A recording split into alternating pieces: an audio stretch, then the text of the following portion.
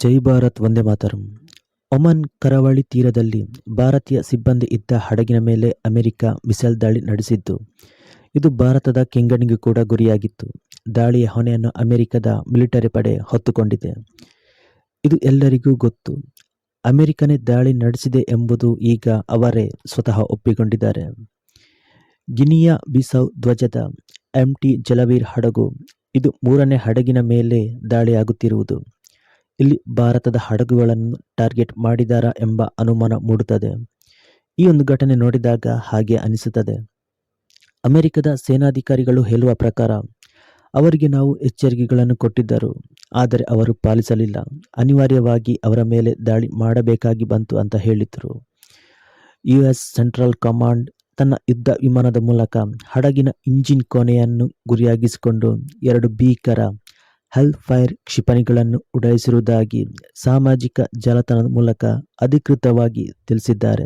ಭಾರತ ಸರ್ಕಾರ ಈ ಬಗ್ಗೆ ತೀವ್ರ ಆತಂಕ ಹಾಗೂ ಆಕ್ರೋಶ ವ್ಯಕ್ತಪಡಿಸಿದೆ. ಭಾರತೀಯ ನಾವಿಕರ ಕಲ್ಯಾಣ ಮತ್ತು ಸುರಕ್ಷತೆಗೆ ನಮ್ಮ ಸರ್ಕಾರ ಅತ್ಯುನ್ನತ ಆದ್ಯತೆ ನೀಡುತ್ತದೆ ಎಂದು ವಿದೇಶಾಂಗ ವ್ಯವಹಾರಗಳ ಸಚಿವಾಲಯ ವಕ್ತಾರ ರಣಧೀರ್ ಜೈಸ್ವಾಲ್ ಹೇಳಿದರು. ಇದಕ್ಕಿಂತ ಮುಂಚೆ ಕೂಡ ಇದೇ ಥರ ಘಟನೆಯಾಗಿತ್ತು. ಭಾರತದ ಹಡಗುಗಳನ್ನು ಟಾರ್ಗೆಟ್ ಮಾಡಲಾಗಿತ್ತು. ಯಾವಾಗಲೂ ಕೇಂದ್ರ ಸರ್ಕಾರ ಖಂಡಿಸಿದೆ ಹೊರತು ಯಾವುದೇ ರೀತಿಯ ಕ್ರಮ ಕೈಗೊಳ್ಳಲಿಲ್ಲ. ಇಲ್ಲಿ ಸರ್ಕಾರ ಆಕ್ರೋಶ ವ್ಯಕ್ತಪಡಿಸಿದ ತಕ್ಷಣ ಎಲ್ಲವೂ ಸರಿಯಾಗುವುದಿಲ್ಲ.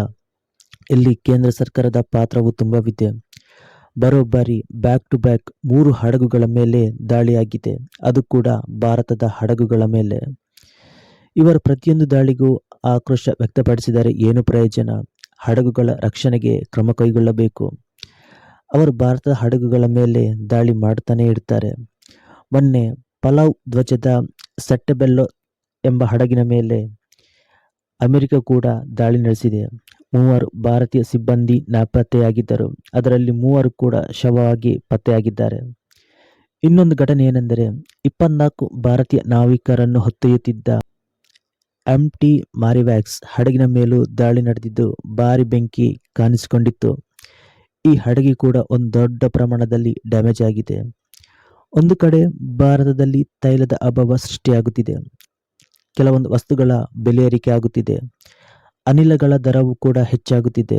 ಇನ್ನೊಂದು ಕಡೆ ಭಾರತಕ್ಕೆ ಬರುತ್ತಿರುವ ಹಡಗುಗಳ ಮೇಲೆ ದಾಳಿಯಾಗುತ್ತಿದೆ. ಇದರಿಂದಾಗಿ ಇನ್ನಷ್ಟು ತೊಂದರೆಯಾಗುತ್ತಿದೆ.